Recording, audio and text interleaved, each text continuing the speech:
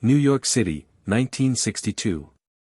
A man collapses at the Naples airport, clutching his chest as the world around him blurs into silence. His hat rolls across the tiled floor. The newspapers will call it a heart attack, but to those who knew his name, it was something far deeper, the closing act of a life that refused to end. Salvatore Lucania, known to the world as Lucky Luciano, was gone. Or so it seemed. Because in truth, Lucky never really died. His ghost lingers in every city where money whispers louder than law, in every handshake done in shadows, in every deal sealed without a word. He wasn't just a gangster, he was the architect of a system, a machine of power that outlived its creator. When people today speak of organized crime, of the mafia, of the underworld's silent structure, they are tracing the fingerprints of a ghost who still holds the blueprint. The story of Lucky Luciano is not one of violence alone, it's about transformation. About a boy who came from nothing and built an empire that bent the world around him. But it's also about decay, the corruption of ideals, the hunger for control, the inevitable fall that power demands. In this story, there are no heroes, only survivors, and even they don't walk away clean. As the 20th century began, America was changing faster than its laws could follow. Immigrants flooded its ports with dreams stitched into their sleeves, and the streets were battlegrounds of hunger and ambition. In those crooked alleyways of Hell's Kitchen and the Lower East Side, power had no rules, only opportunity. The police were corrupt, the politicians greedy, and the people desperate. In that chaos, a new breed of leader would emerge, not from the boardrooms or ballot boxes, but from the gutters. Lucky Luciano would become their prince. Charismatic, calculating, and ruthlessly pragmatic, he would see what others could not, that crime could be organized, efficient, and invisible. He understood that the future of power wasn't in bullets, but in balance, in knowing when to strike, when to speak, and when to let others believe they were in control. The ghost of Lucky Luciano doesn't haunt us through violence or blood, but through order. He took chaos and gave it form. He created a hierarchy where there had only been anarchy, a network that connected the backstreets of New York to the corridors of politics and global finance. To understand the mafia's modern influence, you must first understand him, not just the man, but the myth that outgrew him. As this story unfolds, we'll journey from the brutal slums of early 1900s New York to the glittering nightclubs of Havana, from courtroom betrayals to whispered deals in prison cells. We'll see how one man's hunger for structure redefined an entire criminal world. But more than that, we'll uncover the haunting paradox of power, the way it consumes those who hold it, and how even death cannot silence a legacy built on fear and fascination. Luciano's tale is one of evolution, the American dream turned inside out. The son of Sicilian immigrants who came to America seeking freedom, only to find that survival required its own form of tyranny. He didn't invent crime, but he refined it, gave it rules, gave it a face, and in doing so, gave it immortality. His empire was built not on brute force, but on psychology. He could read men like maps, and he knew that the most effective chains are the ones people choose to wear themselves. This documentary is not just about the mafia, it's about the human desire to control chaos, to turn fear into order, and to make the world bend to one's will. Lucky Luciano embodied that desire, and even in death, his presence endures in the systems of crime, business, and politics that still follow his design. Some ghosts linger not because they are trapped, but because the world refuses to let them go. Lucky Luciano is one of them, the man who built an empire of shadows and taught it how to live forever. The story begins not with his birth, but with the city that created him, a city as restless, hungry, and ambitious as the man himself. The ghost still walks. The turn of the 20th century was no place for innocence. New York City was a roaring, choking monster, a living organism of steel, smoke, and sweat. Beneath its skyline of progress and promise lay a darker anatomy, tenements stacked like tombs, alleys slick with rain and desperation, and the endless cries of those chasing a dream that never quite let them catch it. This was Hell's Kitchen, the furnace of ambition, where the weak were consumed and the strong were forged. It was here, amid the chaos of shouting vendors and the stench of horse manure, that Salvatore Lucania learned what survival meant. Born in Sicily in 1897, he arrived in America with his family when he was barely a child. They came searching for hope, but what they found was a world that treated the poor like ghosts. The streets didn't care who you were, they only cared what you could take. Luciano's father worked long, brutal hours at a sulfur factory, earning barely enough to feed his family. The boy who would one day rule New York spent his early years watching men break their backs for pennies and still return home defeated. For young Salvatore, that wasn't a future, it was a warning. Poverty, he learned, was a kind of prison. And he wasn't going to serve a life sentence. On those crowded streets, crime wasn't rebellion, it was evolution. The immigrant gangs of Manhattan's Lower East Side didn't wear suits or claim ideology, they simply wanted to eat, to live, to be seen. Luciano began running errands for the neighborhood hoods before he was even a teenager. By 12, he was collecting protection money from other kids. By 15, he'd already been arrested for petty theft. But these weren't failures, they were lessons. In the violent ecosystem of early New York, power belonged to those who understood fear. Luciano understood it instinctively. He saw how fear ruled the poor and motivated the powerful. He learned to control it, first in others, then in himself. Every corner he turned held a new education: how to talk to cops, how to pay off the right ones, how to fight, how to win, and when to walk away. He began to realize that the city wasn't just a place, it was a game board, and he was learning the rules faster than anyone else. Yet, for all its brutality, New York was also seductive. The glittering lights of Times Square, the jazz echoing through basement clubs, the smell of cigars and whiskey that clung to every gambler's suit, all of it spoke of possibility. Luciano wasn't content to be another thug hustling for scraps. He watched the older gangsters, men like Paul Kelly of the 5 Points Gang, who blended violence with intelligence. They dressed sharp, spoke multiple languages, and negotiated deals like businessmen. To Luciano, they were kings in a kingdom without laws. As a teenager, he began to shape his identity. He shed Salvatore Lucania for a name that rolled off the tongue smoother, Charlie Lucky Luciano. The nickname Lucky came after he survived a savage beating and stabbing that should have killed him. Some said it was fate, others said it was fearlessness. But for Luciano, it became a symbol. He wanted people to believe he was untouchable, favored by destiny itself. The myth of luck was the first weapon he ever wielded, and it wouldn't be the last. The gangs of the Lower East Side were a melting pot of ambition. Italians, Jews, Irish, they fought, traded, and occasionally bled together. Luciano didn't care about heritage, he cared about profit. He began forming alliances that would later redefine organized crime in America. With Jewish kids like Meyer Lansky and Benjamin Bugsy Siegel, he found partners who thought like him, smart, ruthless, and unbound by the old Sicilian codes that divided men by bloodlines. Together, they dreamed of something bigger than street fights and rackets. They dreamed of an empire. But those dreams were still far away. For now, Luciano was still a creature of the streets, learning to navigate the brutal hierarchies of Hell's Kitchen and the 5 Points. Every alley had its predators, every handshake hid a blade. Violence was currency, and trust was rarer than gold. He became a master observer, absorbing everything, the gestures of power, the tone of authority, the art of command. And yet, beneath the hard exterior, there was calculation. Luciano didn't fight for pleasure, he fought for position. He watched how the police played favorites, how the politicians looked the other way, and how the rich found ways to profit from the same vices they condemned.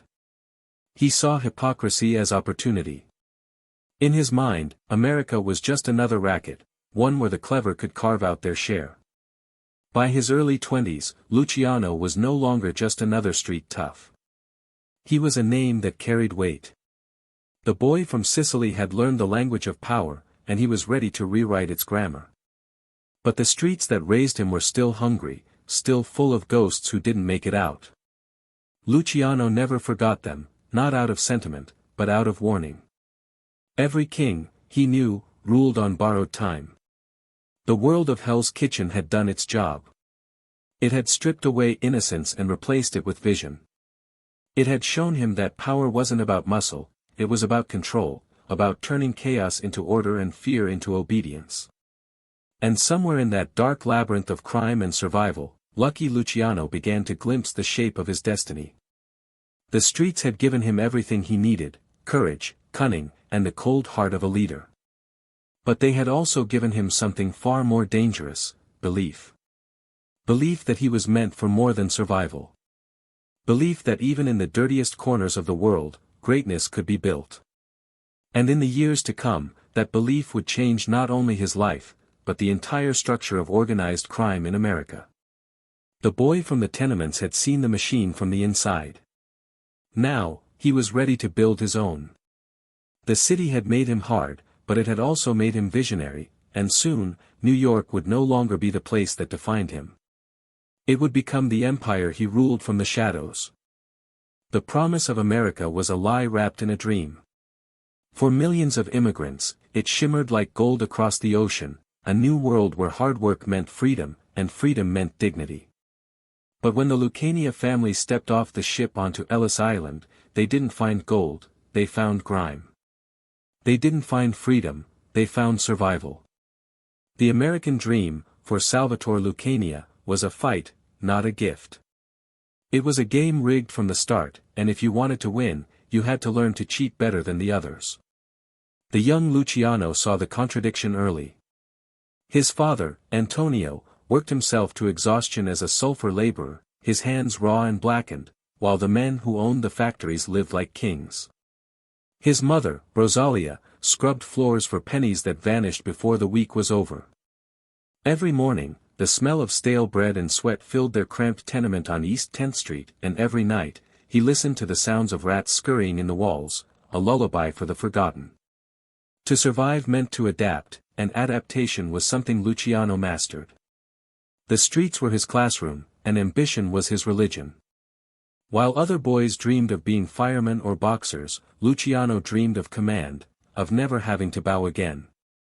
He watched how men with power walked, how they spoke softly but were never questioned.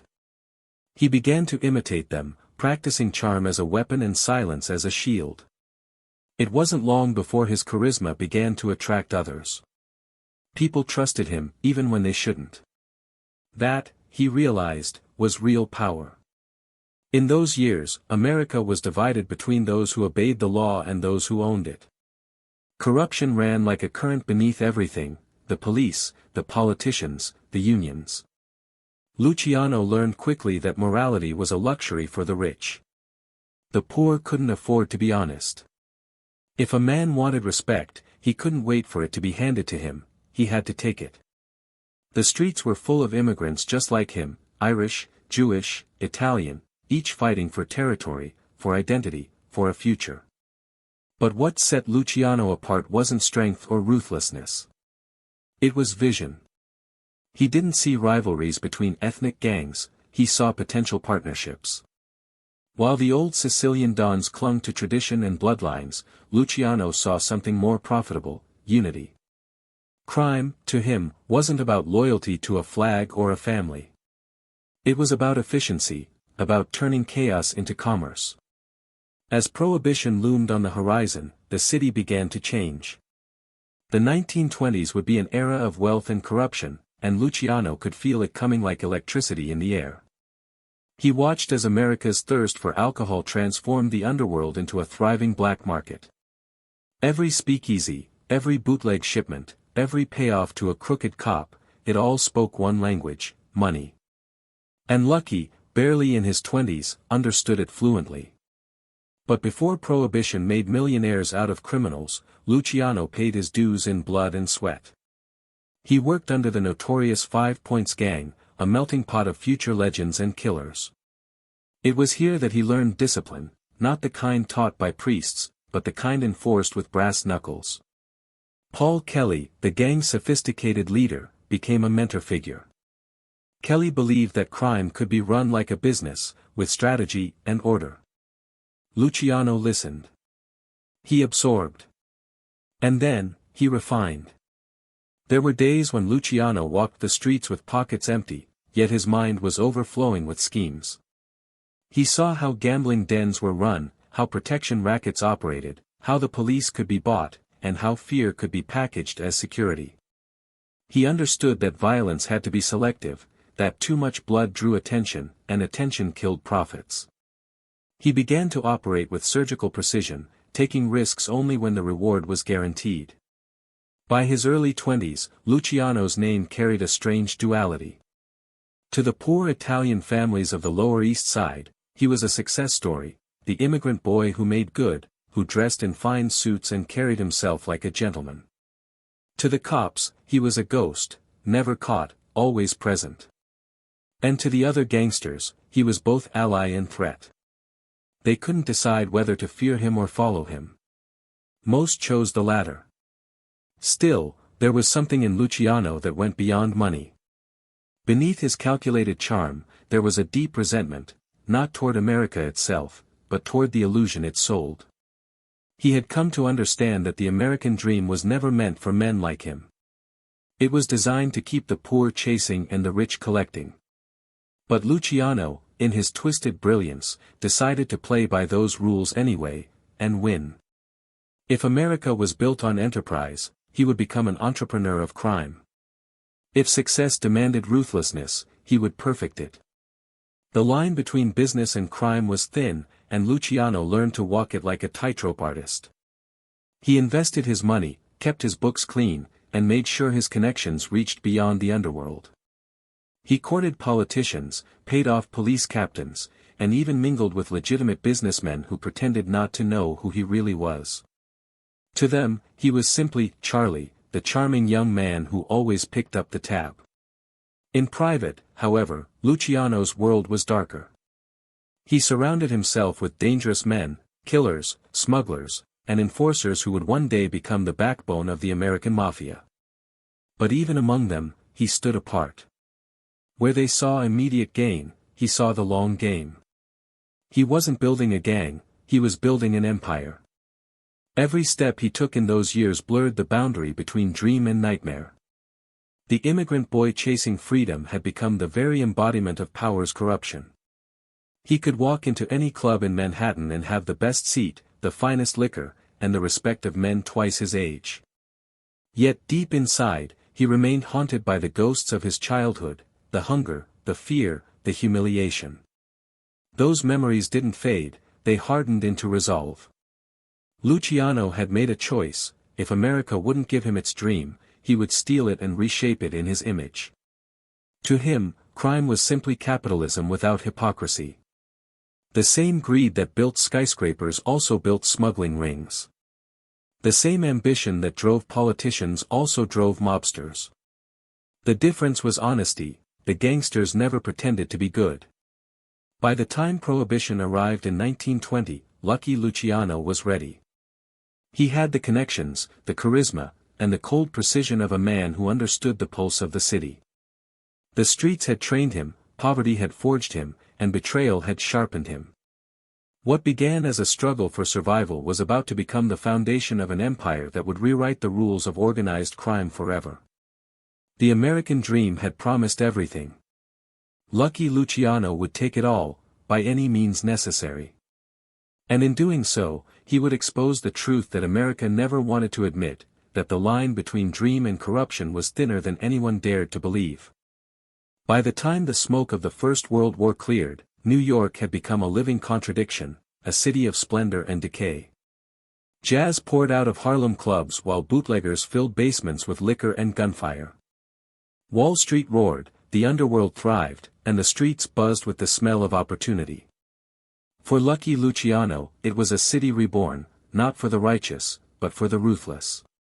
And in this chaos, he found his real education, the lessons of the 5 points. The 5 points was more than just a neighborhood, it was an arena. Decades earlier, it had birthed some of the most notorious street gangs in American history. By the 1910s and 1920s, it was a cauldron of ethnic rivalries, Italians, Jews, and Irish carving out territories, each group fighting to control the black markets of gambling, prostitution, and, soon, liquor. To most, it was hell. To Luciano, it was a university. Every corner was a classroom, every crime a lecture in power. Luciano became a trusted lieutenant under the 5 Points Gang's suave and calculating leader, Paul Kelly. Kelly was unlike the typical gangster, educated, multilingual, and a man who believed in turning thuggery into organization. He ran his operations with the elegance of a banker and the discipline of a general. Luciano watched him closely. From Kelly, he learned that intimidation could be delivered with a smile, and violence, when used sparingly, could become an art form. Kelly taught Luciano that crime could be run like a business, with profit margins, negotiations, and diplomacy. This was the first seed of what would become Luciano's greatest legacy, the corporate structure of organized crime. But he didn't just learn from the Italians. In the melting pot of Manhattan, he met two men who would change his life forever, Meyer Lansky and Benjamin Bugsy Siegel. Lansky was a quiet genius, the mind behind the money. He was small, sharp-eyed, and fluent in mathematics, with a mind built for numbers and strategy. Siegel, on the other hand, was a storm, unpredictable, fearless, and violently loyal. Together, the three men formed a brotherhood that transcended ethnicity. Where old Sicilian dons refused to work with Jews, Luciano saw only potential. He didn't care about heritage, he cared about results. The trio began building small-time operations, running bootleg liquor, fixing card games, and managing protection rackets. But they ran them differently. Luciano applied business logic to criminal enterprise, minimizing risk, diversifying income, and reinvesting profits. He treated his enforcers like employees, his territories like departments. Every dollar was tracked, every connection maintained. It was a new kind of underworld, efficient, disciplined, and frighteningly modern. The arrival of Prohibition in 1920 was gasoline poured on their ambitions. The government's attempt to outlaw alcohol had created a black market so vast that it turned street gangs into empires overnight. Liquor became liquid gold, and those who controlled it controlled the city. Luciano and Lansky saw it before anyone else did. They began working with large suppliers, smuggling booze from Canada and Europe, bribing customs officials, and distributing it through networks that stretched from the Bronx to Chicago. At the time, most mobsters fought over scraps, killing each other for single neighborhoods. Luciano thought bigger. He envisioned a system where gangs could cooperate instead of destroy each other, where profits replaced vendettas. To him, the blood feuds of old-world Sicily were childish, outdated, and bad for business. The future, he believed, belonged to structure, to what he called the combination. To build that vision, however, he needed influence. And to gain influence, he needed to play the game at every level, from the streets to the political halls of New York. He cultivated friendships with crooked cops, lawyers, and judges, slipping envelopes stuffed with cash across polished desks. His charm opened doors that guns could not. He started attending high society parties, mingling with politicians and businessmen who pretended not to recognize the criminal at their table. To them, Luciano wasn't a thug, he was an entrepreneur. And in a way, he was. Still, power didn't come without blood. Rival gangs, Irish crews like the Westies, and Sicilian purists under Joe, the boss, Masuria, began to see Luciano as a threat. Shootings erupted across the city, assassinations in alleys and hotel rooms. But Luciano survived every attempt on his life. Each scar became a badge of evolution. He wasn't merely learning how to win, he was learning how to outlive his enemies. One night in 1929, that lesson nearly ended. Luciano was kidnapped by a rival crew, beaten, stabbed, and left for dead on a beach in Staten Island. He survived, barely. When he woke in the hospital, disfigured and stitched together, something inside him hardened. From that day forward, he carried himself with an eerie calm, the serenity of a man who had looked death in the eye and laughed. The legend of Lucky Luciano was born not from chance, but from defiance. That brush with death reshaped his strategy. He began to think less like a gangster and more like a statesman of crime. Violence, he realized, had to be selective, not an act of rage, but a tool of policy. Fear could rule men, but respect could move empires. He studied businessmen like Rockefeller and Carnegie as much as he studied mob bosses. They all built monopolies, his would simply be illegal. By the early 1930s, Luciano was already reshaping the underworld.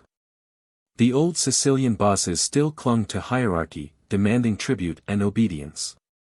Luciano wanted democracy, in his own twisted way. He envisioned a board of directors for the mafia, a council that could settle disputes, divide profits, and maintain balance. It was revolutionary, crime run not by ego, but by enterprise. And yet, in those early years, the vision was still forming. The 5 Points Gang gave him the foundation, the street smarts, the discipline, the network. But Luciano was building something far larger than a gang. He was constructing the skeleton of an empire that would stretch across the country and last for generations. Every lesson of the 5 Points would echo in his future: loyalty as currency, order as weapon, intelligence as survival. The immigrant boy had mastered the underworld's language, now he was rewriting its grammar. In the backrooms of smoky clubs and dimly lit bars, Lucky Luciano was already whispering the ideas that would redefine organized crime, cooperation, efficiency, and structure. The mafia would no longer be a chaotic swarm of families tearing each other apart. Under his hand, it would become a machine, smooth, silent, unstoppable. The 5 Points taught him how to fight, how to think, and most importantly, how to rule. And in that crucible of crime, Lucky Luciano discovered what all great leaders eventually learn: that power is not taken by force, it's taken by design. By the early 1930s, America was a nation drunk on illusions, bootleg whiskey, jazz-fueled excess, and the desperate optimism of the Great Depression. Beneath the glow of the city lights, the real economy was being run not from boardrooms, but from the shadows. And in those shadows, Lucky Luciano had found his purpose. He was no longer the street kid running errands for a few dollars. He was a visionary, a man who could see order where others saw chaos. For him, the underworld was not about crime, it was about structure. It was about creating a new kind of empire, one bound not by laws or borders, but by a code. The old mafia, the one that had come over from Sicily, was ruled by tradition. It was rigid, paranoid, and obsessed with old-world rituals, blood oaths, family loyalty, and the sacred vow of silence known as omerta. To the old dons like Joe Masuria and Salvatore Maranzano, power came from fear and hierarchy. To Luciano, that was weakness. The world was changing, and he knew that if the mafia didn't evolve, it would eat itself alive. Luciano's mind was pure pragmatism. He had no patience for medieval customs or romantic notions of honor. He respected the idea of omerta, but not for its symbolism, for its utility. Silence wasn't sacred to him, it was strategic. It was the mechanism that kept the system invisible, protected, and untouchable. In Luciano's world, omerta was less a moral code and more a corporate confidentiality agreement, a rule to ensure loyalty in a business built on betrayal. He began to reshape the mafia's identity from within. Instead of demanding blind obedience to bloodlines, he demanded competence. He surrounded himself with men who could think, negotiate, and manage, not just shoot. He recruited accountants, politicians, and brokers alongside hitmen. His empire wouldn't rely on muscle alone, it would run on brains, networks, and silence. To his inner circle, Luciano spoke of a vision that was radical for its time, a crime syndicate that mirrored legitimate capitalism. Every family would have its territory, its profits, and its responsibilities. Disputes would be settled not through street wars, but through arbitration. Murder would become a tool of necessity, not ego. The mafia would become invisible, a business hidden behind businesses. It was during this transformation that Luciano's reputation as a man of balance began to spread. Unlike the volatile gang leaders before him, he believed in equilibrium.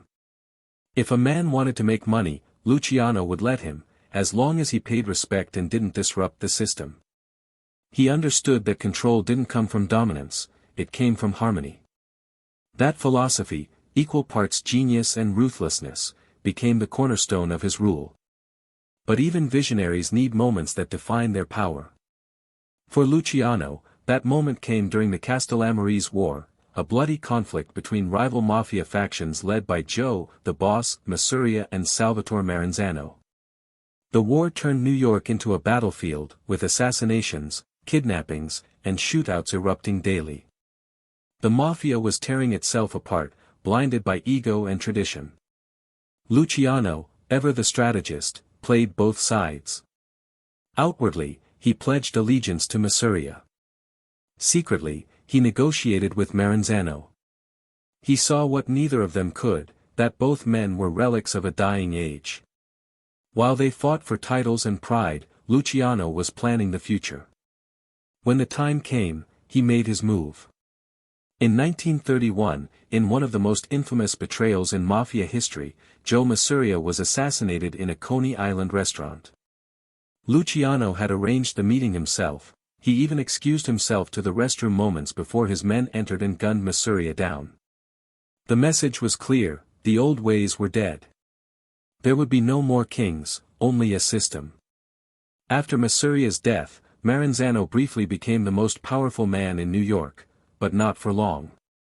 Luciano quickly realized that Maranzano intended to crown himself capo di tutti capi, the boss of all bosses, enforcing an even stricter hierarchy. To Luciano, that was just another form of tyranny. So, in September of that same year, Luciano struck again. Maranzano was stabbed and shot to death in his Park Avenue office by men disguised as federal agents. With his death, Luciano removed the final obstacle to his vision. For the first time, the mafia had no supreme leader, and that was exactly how Luciano wanted it.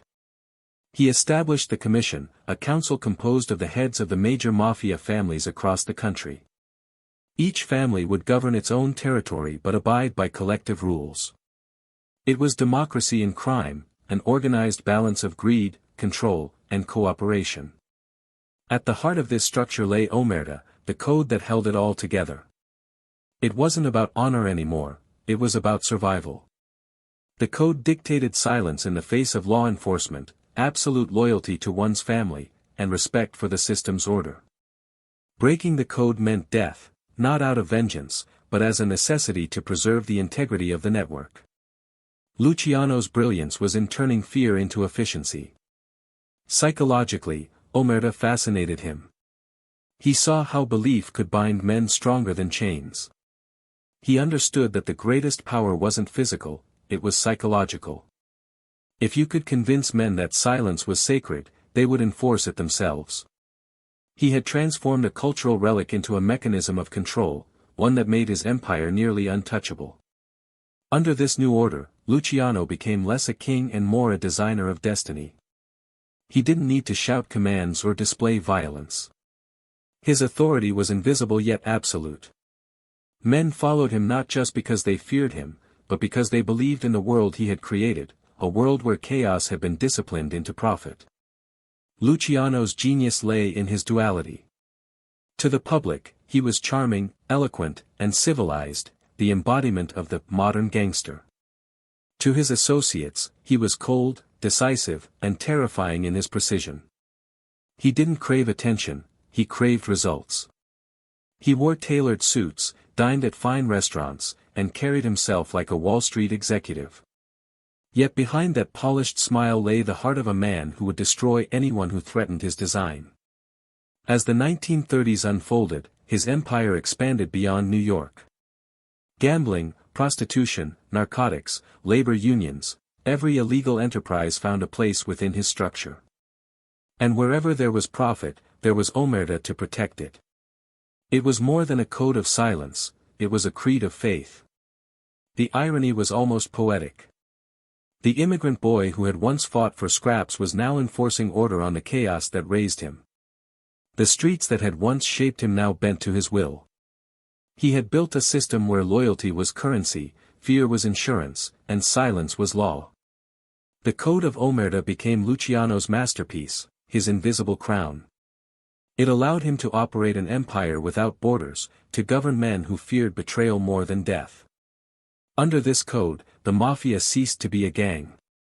It became an institution, one that would endure long after its architect was gone. In those years, Lucky Luciano wasn't merely running organized crime. He was reprogramming it, transforming the instincts of survival into an ideology of control. And for a time, his creation worked perfectly. But like all systems built on power, it carried within it the seeds of its own destruction. Luciano had mastered loyalty. But loyalty, like all forms of faith, has a limit, and one day, even Omerta would crack. But for now, under his rule, silence reigned supreme. And in that silence, the world of crime found its order, and its ghost began to take form. The commission was born out of blood. The year was 1931, the ashes of the Castellammares war still hung heavy over New York.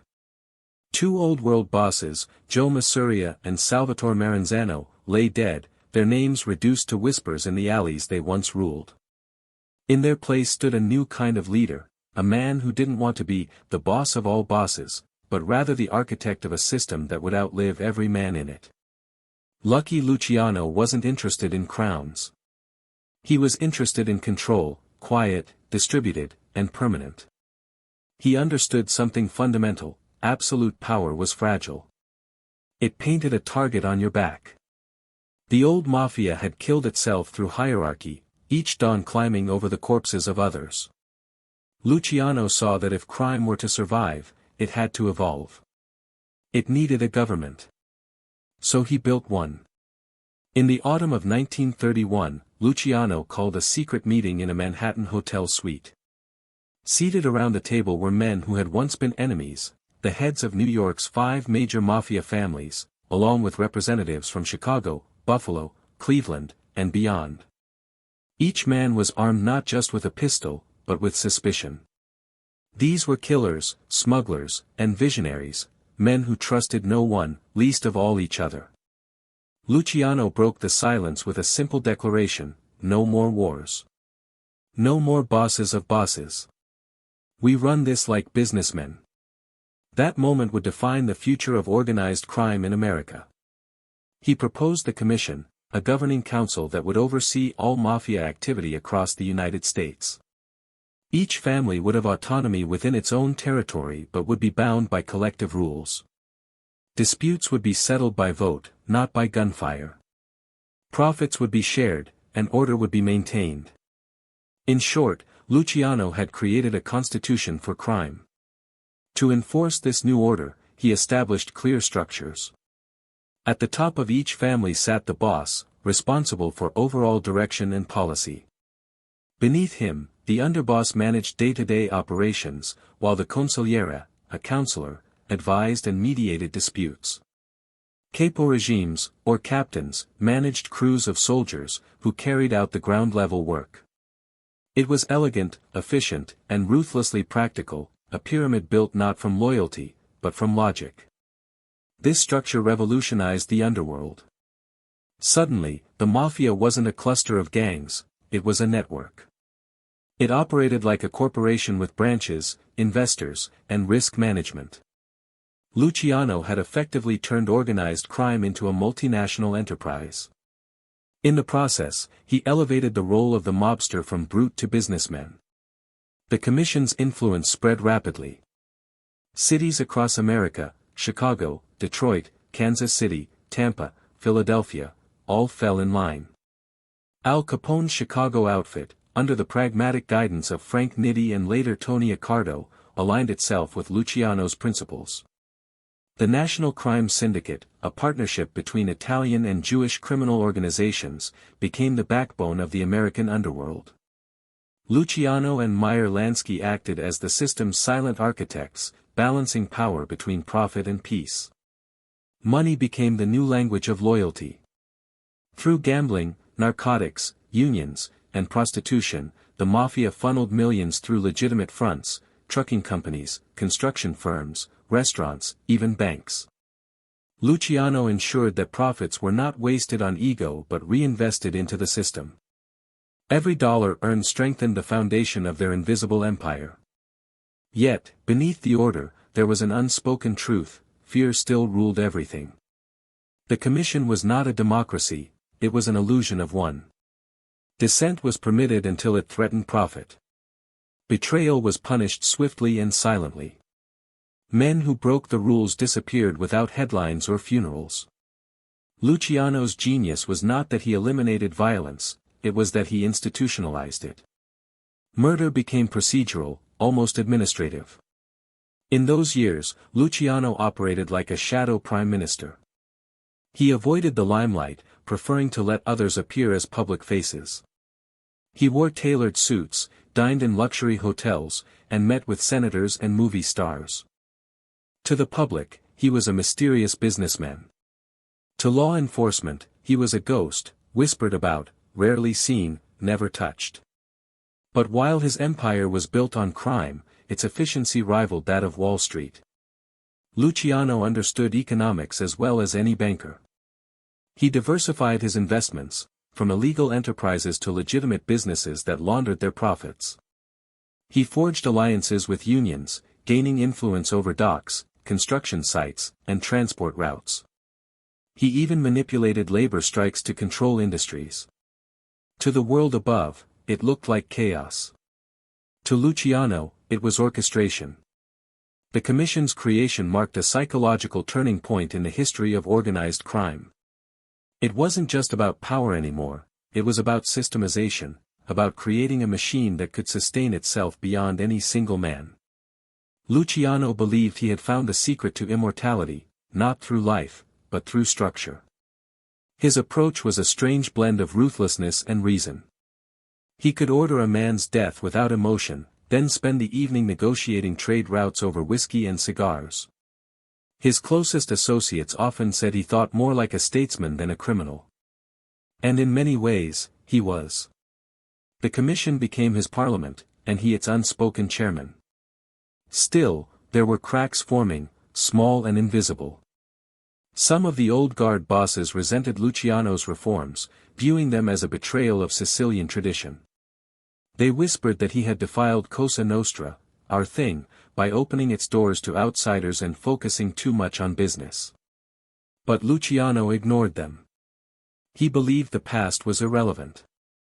What mattered was control, the kind that didn't need to shout. To the outside world, prohibition was coming to an end. The U.S. government had failed to stamp out the nation's thirst for alcohol, and by 1933, the law was reversed. For most bootleggers, this spelled disaster. But Luciano was already 2 steps ahead. He had foreseen the repeal and diversified early, into gambling, narcotics, and unions. Where others saw the end of an era, Luciano saw the beginning of a new one. His empire adapted seamlessly. Speakeasies became casinos. Smugglers became transporters. The money kept flowing. He was no longer reacting to opportunity, he was creating it. The commission was his greatest invention, a criminal government that mirrored the corporate and political systems it quietly infiltrated. At the height of his power, Luciano controlled more than crime, he controlled culture. The mafia was no longer a hidden menace, it was part of America's mythology. Politicians courted it. Celebrities whispered about it. Businessmen imitated it. And all of it traced back to one idea born in that Manhattan hotel: order out of chaos. But even perfection carries a curse. Luciano's brilliance made him untouchable in the streets, yet it drew the gaze of something far more dangerous: the law. His empire was invisible, but his influence was not. The newspapers began to print his name. Prosecutors began to whisper his initials. His structure was strong, but every machine has a weak link. For now, though, Lucky Luciano had achieved what no gangster before him had: a criminal utopia. The wars were over, the profits endless, and the order absolute. He had built an empire without borders, a business without morality. And as he looked over his city, the lights of New York reflected in the glass of his penthouse, he must have felt, for the first time, not lucky, but invincible. What he didn't know was that every empire built in silence eventually makes enough noise to be heard. And somewhere, deep within the marble corridors of power, a young prosecutor was already taking notes, a man named Thomas E. Dewey. By 1934, Lucky Luciano stood at the center of a web so vast and intricate that even he could no longer see its full reach. The commission had transformed the mafia from a network of street thugs into a sophisticated empire that operated on trust, fear, and profit. But as every empire builder eventually learns, the higher you climb, the thinner the air becomes, and the more dangerous the company you keep. Allies turned into rivals, loyalty became a currency more volatile than cash, and power itself began to fracture under the weight of ambition. Luciano's world was not one of peace, but of balance, and balance is fragile. He understood that the mafia could only survive if its internal wars stopped, but even his own creation could not silence human nature. The men around him, men he had elevated, began to crave more. And in that craving, the seeds of betrayal were sown. His closest allies were giants in their own right. Frank Costello, the prime minister, was his diplomat, the smooth-talking, whiskey-voiced power broker who dealt with politicians and businessmen on Luciano's behalf. Costello moved in elite circles, rubbing shoulders with senators and mayors, bribing his way into boardrooms. He was the embodiment of the mafia's new face, polished, polite, and poisonous. Then there was Vito Genovese, Luciano's underboss and polar opposite to Costello. Genovese was cold-blooded, paranoid, and driven by a brutal hunger for control. Where Costello saw politics as a game, Genovese saw it as a weapon. He dreamed of a return to the old ways, where fear ruled and mercy was weakness.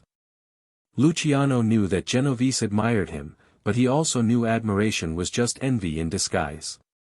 Beyond New York, Luciano's reach extended to figures like Albert, the Mad Hatter, Anastasia, the enforcer who ran Murder Incorporated, the syndicate's shadow army of contract killers. Under Anastasia and Louis Lepka Buckleter, hundreds of hits were ordered across the country, each one sanctioned by the commission. Murder had become bureaucratic, a service outsourced to professionals. To Luciano, it was business. To the public, it was terror. But not all of Luciano's allies were born of blood and violence. Meyer Lansky, his lifelong friend and financial genius, was building an empire of his own in the world of gambling. Lansky's casinos in Florida, New Orleans, and eventually Havana funneled millions into the syndicate's coffers. He and Luciano shared an understanding that money was the truest power of all. "We're not criminals," Lansky once told him. "We're businessmen who happen to be illegal." Together, they were untouchable, or so they thought. Yet, beneath the surface, quiet storms were forming. The mafia was becoming too big, too visible, and too dependent on cooperation that human ego could never sustain. The first crack appeared with Dutch Schultz, a volatile and ambitious Jewish gangster who had built his fortune in bootlegging and policy rackets. Schultz was a genius of violence, unpredictable, erratic, and fearless. When New York prosecutor Thomas E. Dewey began targeting the mafia, Schultz proposed a solution: kill him. Luciano refused. He knew that murdering a public figure like Dewey would unleash the wrath of the government, the one enemy even the mafia couldn't bribe or silence. Schultz, furious, vowed to act alone. That was a mistake. The commission, under Luciano's leadership, declared Schultz a liability. In 1935, they sanctioned his assassination. He was gunned down in a Newark restaurant, his empire dissolved overnight. Luciano's decision sent a message: the mafia was not a gang, it was a government. No man, no matter how powerful, could act outside its law. But it also revealed something darker: Luciano had crossed the line from leader to executioner of his own kind. Every order he gave reinforced his power, and deepened the fear that surrounded him. Behind the scenes, Genovese watched closely. He saw Luciano's pragmatism not as wisdom, but as weakness. To Genovese, Luciano had gone soft, too friendly with Jews, too political, too modern. He believed that the mafia should remain purely Sicilian, bound by blood, not business. The tension between them simmered, a cold war between ideology and evolution. Meanwhile, Luciano's empire was thriving. Prohibition had ended, but the mafia had diversified into gambling, narcotics, loan sharking, and labor racketeering. The docks, construction sites, and trucking unions of New York were all under mob control. Nothing moved in the city, not a crate, not a shipment, not a paycheck, without Luciano's silent approval. Even legitimate businessmen came to him for insurance. But with power came exposure. Politicians who once took envelopes now feared headlines. Newspapers whispered about the syndicate, a secret criminal government pulling the strings of the city. Lucky Luciano's name began to appear in print, something he had carefully avoided for years. For a man who believed in invisibility, fame was fatal. In 1936, the pressure mounted. District Attorney Thomas E. Dewey, the same man Luciano had spared, began building a case against him. Dewey was ambitious and incorruptible, a rising star who saw Luciano as the key to dismantling organized crime. His weapon wasn't violence, it was evidence. He targeted the mafia's most vulnerable business, prostitution. The brothels of New York had long been protected and taxed by Luciano's network. Dewey's investigators began arresting madams and prostitutes, offering them leniency in exchange for testimony. One by one, they turned. The system that relied on silence was cracking under the promise of freedom. For the first time, Omerta was failing. As Dewey's investigation closed in, Luciano's alliances began to waver. Costello urged caution. Lansky advised diplomacy. But Genovese saw opportunity. When Luciano fled temporarily to Hot Springs, Arkansas, to escape the spotlight, Genovese stayed behind, and whispered to the wrong people. Rumors spread that Luciano's empire was vulnerable, that his own underboss was already preparing to take his place. The irony was poetic. Luciano had built the commission to prevent internal wars, yet now it was his own creation that was turning against him.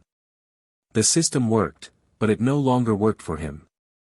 Even as the police moved in and Dewey prepared his case, Luciano remained outwardly calm. To the press, he smiled and denied everything. To his men, he preached unity. But in private, he knew the truth, the alliances he'd built on logic and profit could not withstand the oldest human weakness, greed. By the time he was arrested in 1936, the golden balance of his empire had already begun to tilt. The commission still stood, but its loyalty was fractured. His friends had become suspects. His partners had become predators. And the man who once controlled everything was now at the mercy of forces he could no longer predict. The code of silence had kept him safe for a decade, but silence is only powerful when it's shared. And for the first time, Lucky Luciano was about to learn what happens when Omerta breaks, not in the streets, but in the courtroom. The allies who once raised his empire would soon become the ghosts that haunted it. Power had made him untouchable, but betrayal, like gravity, was inevitable. By 1936, the empire that Lucky Luciano had built, an empire of silence, structure, and invisible power, was beginning to tremble beneath the weight of its own success.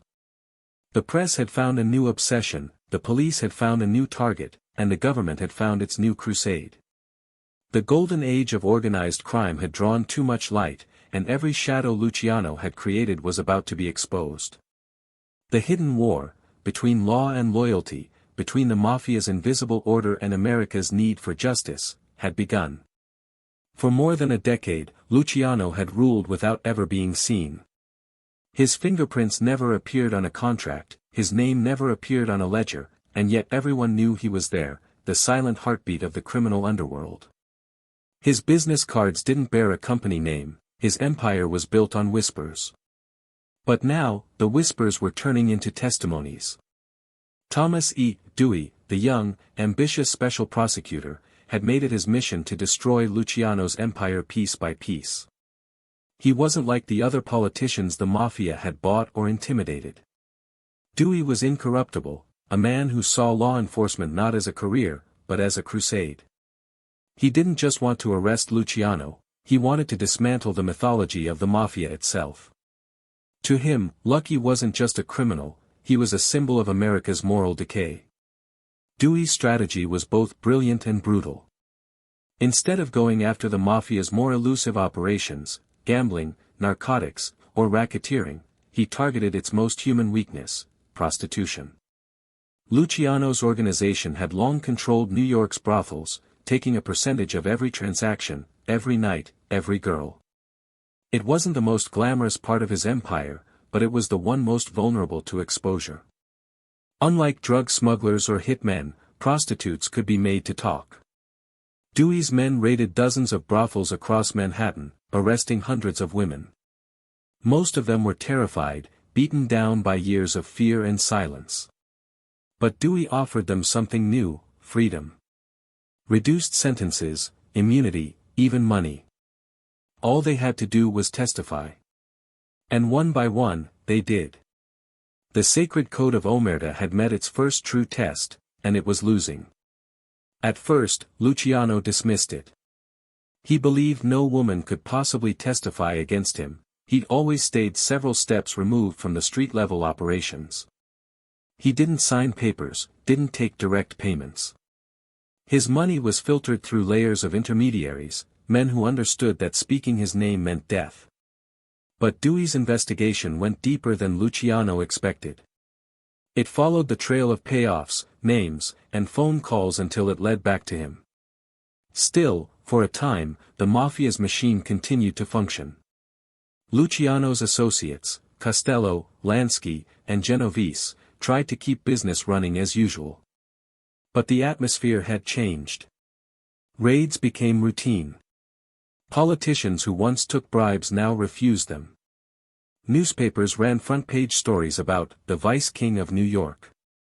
For a man who had built his life on invisibility, the glare of fame was fatal. The hidden war wasn't just between the mafia and the government. It was within Luciano's own circle. Vito Genovese saw the prosecutor's crusade as an opportunity to seize control. He began planting doubts, whispering that Luciano's era was over, that his modern, business-like methods had made the mafia weak. Behind closed doors, Genovese started reaching out to other families, building alliances in the event that Luciano fell. Meanwhile, Luciano tried to manage his defense while maintaining the illusion of power. He relocated temporarily to Hot Springs, Arkansas, a quiet town where mob influence stretched even into the heartland. There, he operated as though nothing had changed, eating in fine restaurants, visiting nightclubs, paying off local law enforcement. But even distance couldn't protect him from Dewey's reach. Federal agents tracked his movements, and in April 1936, they arrested him at the Excelsior Hotel. The image of Lucky Luciano being escorted in handcuffs shocked America. To the press, he wasn't a businessman anymore, he was the devil in silk. Reporters wrote about his charm, his tailored suits, his smirk. They called him, the Lord High Executioner of Vice. It was the first time the invisible man had been dragged into the light. And once the light hits, shadows can no longer hide. Luciano's arrest triggered panic within his empire. Some men fled. Others turned informant. Frank Costello tried to maintain peace, assuring the families that the organization would endure, but the fear was contagious. For years, Luciano had held the mafia together through respect and calculation. Now, he had to rule it through absence, and absence is the greatest weakness of power. The trial that followed was less a legal proceeding and more a public spectacle. Dewey presented dozens of witnesses, each claiming that Luciano's lieutenants had managed brothels in his name. One witness after another described payments, phone calls, orders. It didn't matter that Luciano himself had never spoken directly to them, in the court of public opinion, perception was guilt. The prosecution painted him as a spider at the center of an enormous web, pulling every thread of vice in the city. Luciano's lawyers argued that it was all circumstantial, that no evidence directly connected him to the brothels. But it didn't matter. Dewey had turned the trial into theater, and the audience had already chosen its villain. America, drowning in the Depression, wanted someone to blame, and Lucky Luciano, with his arrogance and success, was perfect. The hidden war had finally reached its climax. Behind the courtroom walls, Luciano's empire was fragmenting. Genovese began consolidating influence in New York, maneuvering to replace his imprisoned boss. Costello focused on politics, Lansky on gambling, each man preparing for the future without saying it aloud. The structure Luciano had built, the commission, the code, the order, was still standing, but its unity was gone. In June 1936, the verdict was delivered, guilty on 62 counts of compulsory prostitution. Luciano was sentenced to 30 to 50 years in prison, the longest sentence ever handed to a mafia boss at the time. For a man who had once controlled the streets of New York, the irony was poetic. The architect of organized crime, the man who had built an empire of silence, was undone by the voices of those he'd considered powerless. But even as the bars closed behind him, the hidden war didn't end. Luciano was too intelligent, too deeply entrenched, to be erased. Inside the walls of Dannemora prison, he began building again, quietly, patiently, invisibly. He still controlled men on the outside. Orders were still carried through intermediaries. The commission continued to meet. What Dewey didn't realize was that he hadn't destroyed the mafia, he'd decentralized it. Luciano's imprisonment forced his lieutenants to operate independently, making the organization even harder to kill. The ghost of his influence lingered, shaping every decision, every deal. The hidden war had cost him his freedom, but not his legacy. From his prison cell, Lucky Luciano would continue to shape the underworld, guiding it through whispers and coded letters. The government had won the battle, but the war between law and organized crime, between order and the underworld's quiet structure, had only just begun. And somewhere deep inside, Luciano must have smiled, because he knew something Dewey didn't. You can imprison a man, but you cannot imprison a system. The ghost of Lucky Luciano was already alive and well. By the time Lucky Luciano stepped into the courtroom in 1936, the world outside had already decided his fate. Newspapers called him the Vice King, the Shadow Emperor of New York, and the man who owned the night. Cameras flashed as he entered the courthouse in his double-breasted suit, calm, immaculate, and smiling, a man whose empire had been built on silence now surrounded by a chorus of voices eager to destroy him. The fall had begun, but it wasn't sudden. It was the slow unraveling of a myth, a descent orchestrated by law, betrayal, and the very ambition that once made him untouchable. Luciano sat in the defendant's chair with the posture of a man who had faced death before and won. He wasn't intimidated by the marble columns, the robed judge, or the rows of spectators craning their necks to see him. If anything, he seemed detached, amused even, as if the entire trial were just another negotiation, another meeting where he could outthink everyone in the room. But this time, charm and strategy weren't enough. The system he had once manipulated was now turning its full force against him. Thomas E. Dewey, the young district attorney, was relentless. He presented witness after witness, madams, prostitutes, and middlemen, each describing a criminal empire that stretched across Manhattan's red-light districts. They painted Luciano as a silent overseer who profited from every transaction, a man who ran the city's prostitution like a corporate chain. Dewey spoke with a calm fury that captivated the jury. He didn't need to prove Luciano's hand in every detail, only that he controlled those who did the work. Luciano's defense was built on distance. He claimed he was merely a businessman, that he had no direct involvement with prostitution, and that his wealth came from legitimate enterprises. His lawyers attacked the credibility of the witnesses, women of questionable character, as they phrased it, but Dewey was prepared. He produced ledgers, intercepted phone calls, and financial trails that hinted, even if they didn't prove, Luciano's control. The courtroom became a theater of morality, and Luciano was its villain. Outside the courthouse, the press turned the trial into a national obsession. America, still recovering from the Depression, found in Luciano a symbol of excess and corruption, the immigrant who had taken the American dream and twisted it into a kingdom of sin. Headlines screamed his name in bold letters, his face appeared in magazines beside politicians and Hollywood stars. The irony was cruel, the man who had built his empire on invisibility was now the most famous criminal in the world. As the weeks dragged on, the strain began to show. Some of Luciano's allies went silent. Others fled the city. Frank Costello did what he could behind the scenes, paying off jurors, intimidating witnesses, but Dewey's prosecution was too clean, too public. Even Meyer Lansky, operating quietly from Florida, could see the tide turning. The era of untouchable gangsters was ending. And yet, inside the courtroom, Luciano never lost his composure.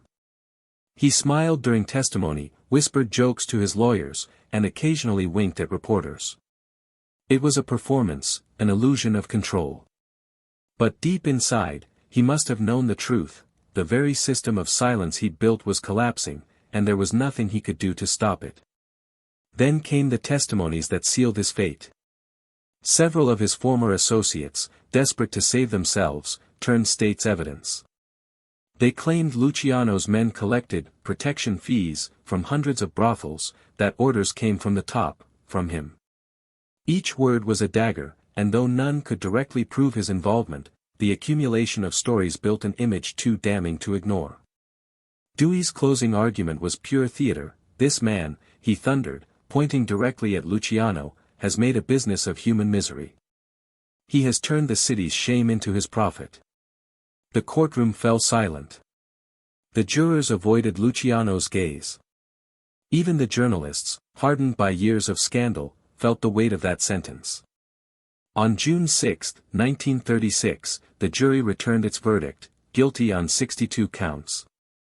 The sentence, 30 to 50 years, was a death sentence in slow motion. When the judge read it aloud, Luciano didn't flinch. He lit a cigarette, leaned back, and nodded once. 50 years, he murmured. I can do that standing on my head. The reporters scribbled furiously, immortalizing the quote, a final act of defiance from a man who refused to bow. The prison wagon that carried him away was surrounded by photographers. Flashbulbs erupted like gunfire. To the watching world, it was justice served, the great untouchable finally caged. But within the underworld, the message was far more complex. Some saw it as a warning, others, as proof that Luciano was still untouchable, even in defeat.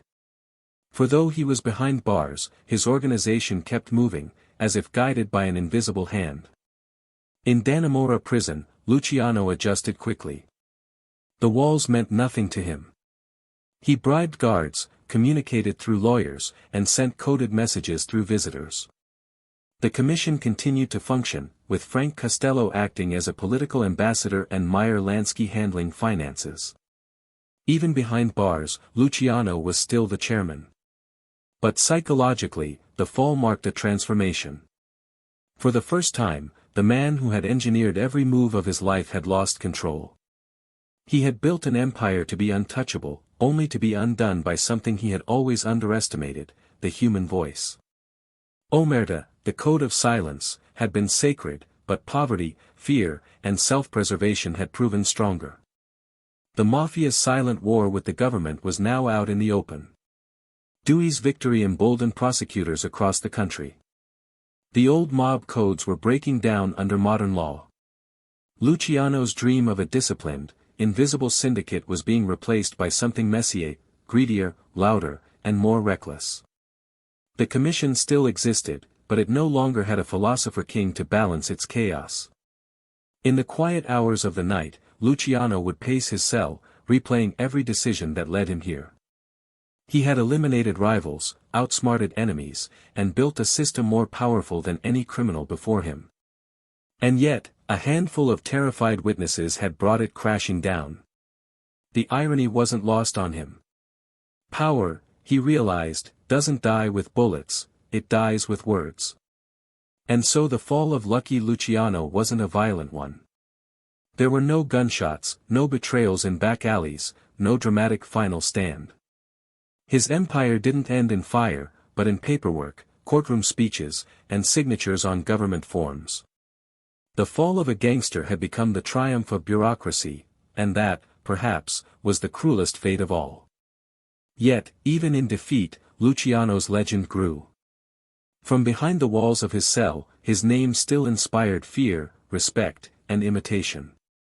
The man himself was confined, but the system he created, the commission, the hierarchy, the code, all of it lived on. The law had caged the man, but not the idea. And as time would soon reveal, not even prison could hold the ghost of Lucky Luciano.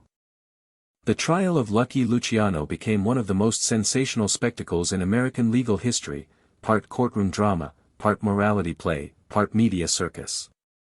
For the prosecutors, it was about justice. For the public, it was entertainment. And for the mafia, it was an omen.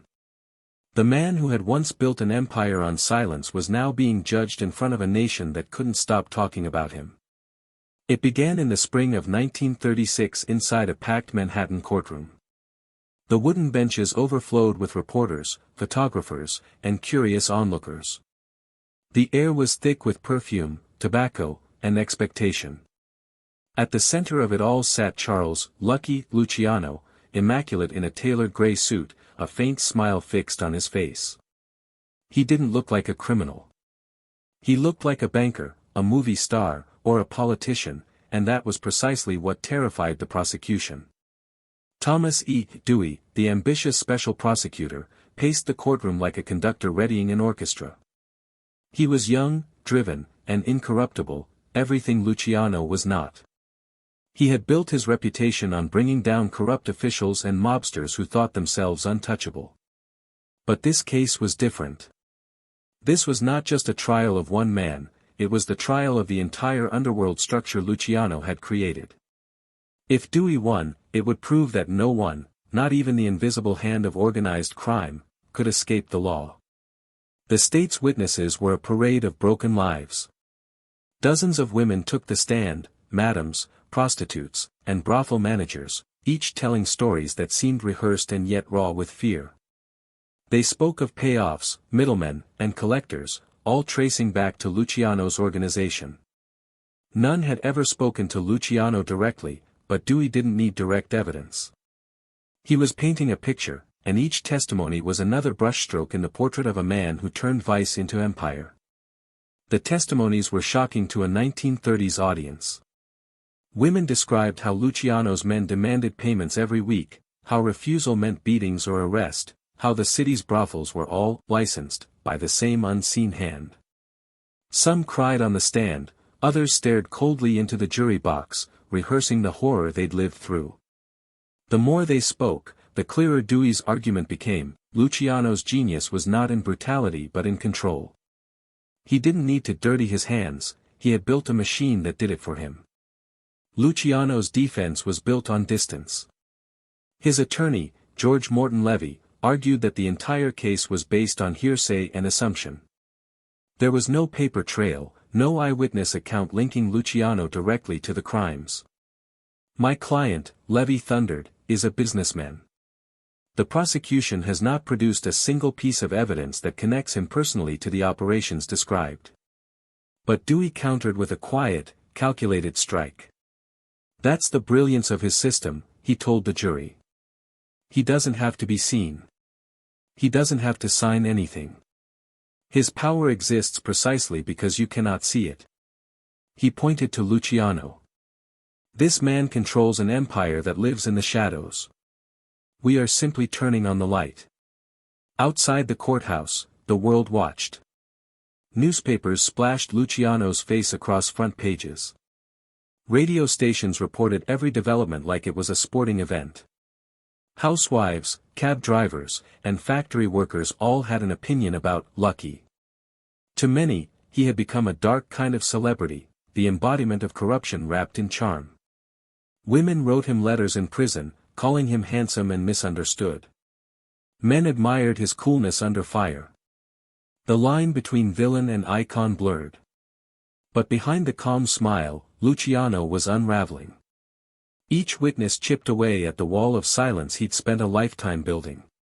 The mafia's sacred code, omerta, was collapsing under the weight of self-preservation. Some of his own men had vanished or gone quiet. Others were rumored to be feeding information to Dewey's investigators. And though Luciano remained outwardly composed, inside he was facing a nightmare he couldn't control, a war he couldn't fight with money or fear. When Dewey delivered his closing argument, the room fell silent. His voice was firm, unwavering. This case is not merely about vice or money. It is about power, the kind of power that thrives in darkness. The defendant used fear as a weapon and silence as a shield. But no man, no matter how clever, can live above the law. The jury deliberated for 9 hours.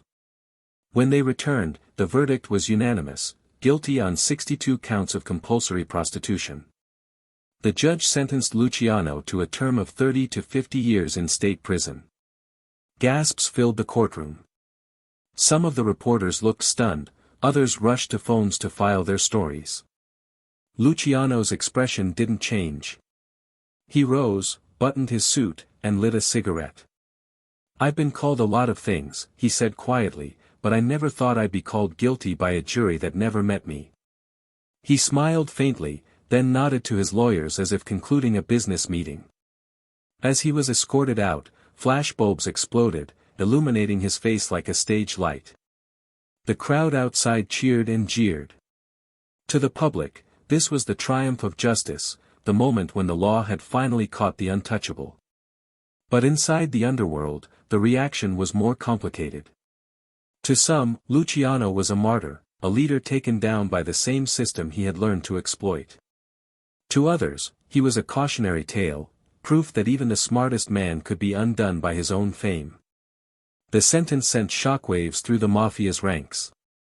For the first time, the head of the syndicate was behind bars. Yet the machine didn't stop. The commission continued to meet under Frank Costello's guidance.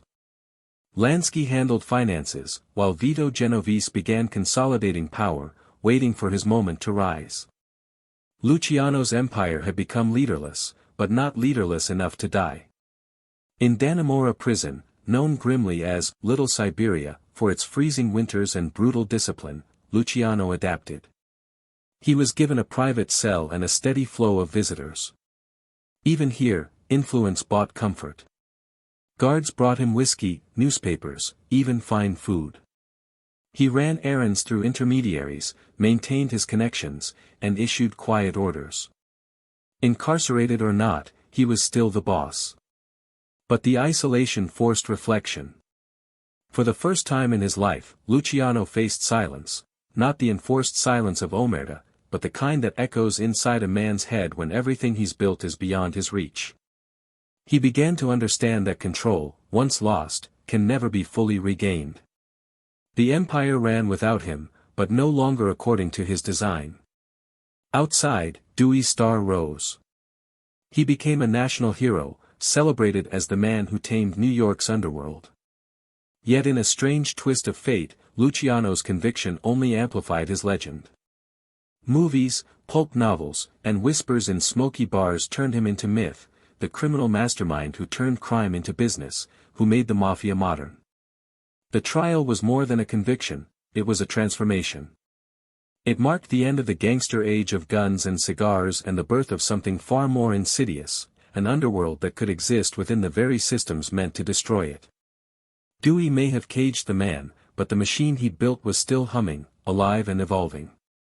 In the quiet of his cell, staring through the narrow slit of a window at the snow drifting beyond the prison walls, Luciano surely knew this: they had won the trial, but they hadn't won the war. The system he created was bigger than any single man, even him. And though the newspapers wrote of his downfall, somewhere inside, Lucky Luciano must have smiled at the irony. Because while the world celebrated his defeat, he understood what they did not, that power, once invented, never truly dies. It merely changes hands. The iron gates of Dannemora prison closed behind Lucky Luciano with a final, echoing clang. To most men, that sound meant defeat. To Luciano, it was simply a change of scenery. He had lost his freedom, yes, but not his mind, not his influence, and certainly not his power. Because power, as he had always believed, doesn't live in offices or streets. It lives in perception. Dannemora was known as Little Siberia, a fortress of stone and ice in upstate New York, where winters froze the bones and the nights stretched endlessly. Most inmates broke under its cold indifference. But Luciano was not most inmates. He adjusted quickly, quietly, as though the walls themselves were just another system to master. Within weeks, he was studying the prison like a businessman reviewing a new enterprise. He learned which guards could be bought, which inmates held sway, and which corridors allowed private conversation. Money flowed from his outside network through lawyers and visitors, buying him small luxuries, extra food, newspapers, even fine cigars. Guards began calling him the gentleman. Prisoners sought his advice in disputes. Without ever declaring himself in charge, Luciano became what he had always been, the silent hand behind the curtain. But the reach of his influence didn't stop at the prison walls. Through coded messages carried by lawyers and trusted intermediaries, Luciano continued to communicate with his lieutenants on the outside, men like Frank Costello and Meyer Lansky. Together, they kept the commission running. Orders were given, decisions made, and profits collected. From a cell in upstate New York, Lucky Luciano was still running the underworld's boardroom. Ironically, prison gave him perspective. For the first time in years, he was forced to slow down, to think without the noise of the streets. He began to see the empire he had built not as a kingdom, but as an organism, something alive, evolving beyond his control. He had designed it to outlast him, and now, trapped in stone and steel, he watched it do exactly that. The 1940s changed everything. America was at war, and the government faced new enemies, spies, saboteurs, unseen threats. German submarines haunted the East Coast, and U.S. intelligence feared Axis infiltration along the docks of New York Harbor. The Navy needed control of the waterfront. But the waterfront, everyone knew, belonged to the Mafia. That was when the most unlikely alliance in American history took shape. In 1942, through intermediaries connected to Lansky and Costello, the Navy approached organized crime for help. The arrangement became known as Operation Underworld. Luciano, from within prison walls, was the key. In exchange for cooperation, his men would ensure security on the docks, prevent strikes or sabotage, and provide intelligence through mafia networks in Sicily before the Allied invasion. Luciano, though confined, orchestrated it all like a ghost general, invisible but omnipresent. Reports later confirmed that mafia contacts in Sicily aided the Allied advance, guiding troops through towns and cutting resistance. For the U.S. Navy, the results were invaluable. For Luciano, it was opportunity, not for money, but for redemption. Though it was never publicly acknowledged, his cooperation reached the highest levels of government. It became an open secret among officials that Lucky Luciano had helped America win a small but significant part of the war. By 1945, whispers began to spread, perhaps his sentence should be reconsidered. Perhaps his service warranted a reward. His lawyers petitioned for clemency, supported quietly by naval intelligence officers who owed him favors. Governor Thomas Dewey, the same man who had put him behind bars, was now faced with an impossible irony. After 10 years in prison, the man he had prosecuted became useful again. And in January 1946, Dewey signed the order commuting Luciano's sentence, on the condition that he be deported immediately after release. Dewey called it a pragmatic decision. Luciano called it business. When the prison doors opened, Luciano stepped out into the cold morning air and inhaled deeply. 10 years had changed everything, the city, the country, even the underworld. But his name still commanded respect. Men still whispered it in backrooms. The system he had built still held. He had entered prison as a king. He was leaving as a myth. As the ship that would carry him to exile waited in the harbor, Luciano looked back once more toward America, the skyline faint against the horizon. He smiled, not with bitterness, but with the strange calm of a man who had already won the only war that mattered. Power, he had learned, is not about place or presence. It is about permanence. And even behind bars, Lucky Luciano had proven he was still untouchable. In February 1946, a ship carried Lucky Luciano away from the country he had ruled and ruined. America had built him, then banished him. As New York faded on the horizon, he knew what exile really meant, not distance, but disconnection. Italy greeted him as a curiosity. The press called him the American Duke, but beneath the smiles, authorities watched his every move. Naples was beautiful, but it wasn't his. Luciano walked its streets like a ghost, a man who had everything, except purpose. Still, whispers followed him, that he was rebuilding the mafia, reorganizing smuggling routes, directing the new heroin trade through Europe. Whether true or not, the myth gave him power again. He lived in luxury hotels, meeting men who spoke in code and shook hands too long. Through Meyer Lansky and others, his influence rippled across oceans.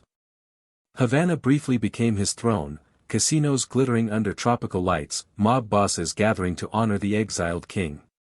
But when U.S. pressure forced his deportation back to Italy, the dream dissolved once more. In his later years, Luciano lived quietly in Naples, a man half forgotten yet ever feared. Visitors came for advice, for stories, for a glimpse of the legend. "You don't beat the system," he would say softly. "You become it." On January 26, 1962, as he met a film producer about a movie of his life, Luciano's heart stopped. He died instantly, standing tall, mid-sentence, as if even death had to wait for him to finish speaking. They buried him in New York, the city that had made him immortal.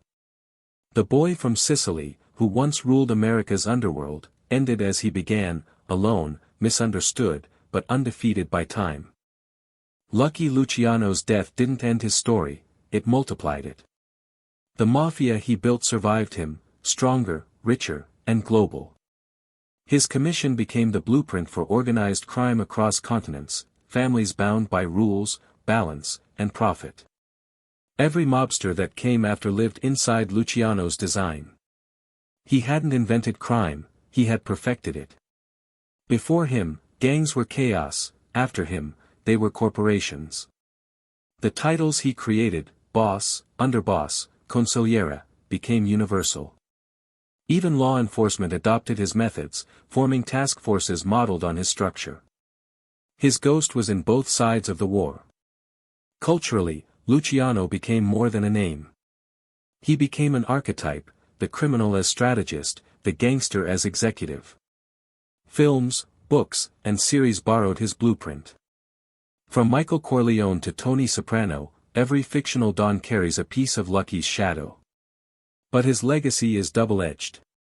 Luciano gave the mafia order, yet also immortality. He turned brutality into business, and business into philosophy. His world was built on discipline, but fueled by fear. "We're not criminals," he once said. "We're businessmen without excuses." History remembers him not for what he did, but for what he created, a self-sustaining empire of silence. His influence reached beyond America, into Sicily's reborn Cosa Nostra, Japan's Yakuza, Russia's syndicates, and Latin America's cartels. His structure became the model for every hidden hierarchy built on greed. To some, he was a villain, to others, a visionary. In truth, he was both, a reflection of the world's own hunger for control. Lucky Luciano's legacy endures not because of the blood he spilled, but because he proved that order can grow even in the dark. The ghost of Lucky Luciano still lingers, not in alleys or crime scenes, but in systems, boardrooms, and governments that echo his design. His empire has faded, yet his logic remains: organize chaos, rule quietly, and never show weakness. Luciano's life was a mirror held to the American dream: ambition corrupted, brilliance untamed. He rose from poverty to power by understanding the game better than anyone else. When the world gave him no place at the table, he built his own. And when that table collapsed, his ideas survived. He was both saint and sinner of strategy, a man who believed in order above morality. To him, control was purity, silence, survival. That mindset didn't die with him. It seeped into business, politics, even culture, proof that his ghost outgrew his body. History often punishes men like Luciano, yet secretly adopts their genius. The world still runs on his principles: hierarchy, loyalty, and fear disguised as respect. In that sense, he won. His death at Naples airport was fitting, between departure and arrival, past and future. He lived his life in motion, never belonging anywhere, always belonging everywhere. The immigrant who became a king, the exile who became a legend. And so the story ends, not with redemption, nor condemnation, but revelation. Lucky Luciano's greatest creation wasn't the mafia, it was the idea that power, once organized, can outlive anyone. He began as Salvatore Lucania, poor, nameless, invisible. He ended as Lucky Luciano, eternal, unburied by history. The man is gone, but the design remains. And in every quiet deal, in every system built on silence, the ghost still walks.